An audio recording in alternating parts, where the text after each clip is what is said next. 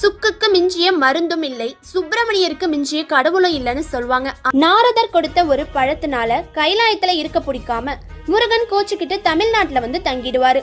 Aunty கோலத்துல பழனிமலையில இருந்த முருகன் கிட்ட எல்லா தேவர்களும் அசுரர்கள்னால நடக்கிற பிரச்சனைகளை சொல்லி நீங்க தான் எங்களை காப்பாத்தணும்னு சொல்லி முறையிடுறாங்க. அந்த தைப்பூசம் தினத்துல தான் அன்னை பார்வதி தேவி முதலாக தன்னோட சக்தியெல்லாம் ஒன்னா சேர்த்து ஒரு வேலை முருகன் கிட்ட கொடுத்திருக்காங்க. அதனாலதான் முருகனுக்கு வேல் முருகன்னு பெயர் கிடைச்சது. அப்புறம் தைப்பூசம் முருகனுக்கு மட்டும் இல்லைங்க, சிவன் பார்வதிக்கும் உகந்த நாள் தான். சிதம்பரத்துல சிவன் தனியா ருத்ர தாண்டவம் ஆடின தினத்தை ஆருத்ர தரிசனம்னு சொல்லி மார்கழி மாசம் கொண்டாடிட்டு வரோம். அப்படி தனியா ஆடின சிவன் கூட பார்வதி தேவியும் உங்களுக்கு சமமா என்னாலையும் நடனம் ஆட முடியும்னு சொல்லி 2 பேருக்கும் இந்த தைப்பூசம் அன்னைக்கு தான் முதலா போட்டி நடந்திருக்கு. அந்த போட்டியில சிவன் தான் வெற்றி அடைஞ்சிருக்காரு. தைப்பூசம் அன்னைக்கு இயற்கையை வழிபடும் நாள். அன்னைக்கு தான் உலகம் தோன்றியதா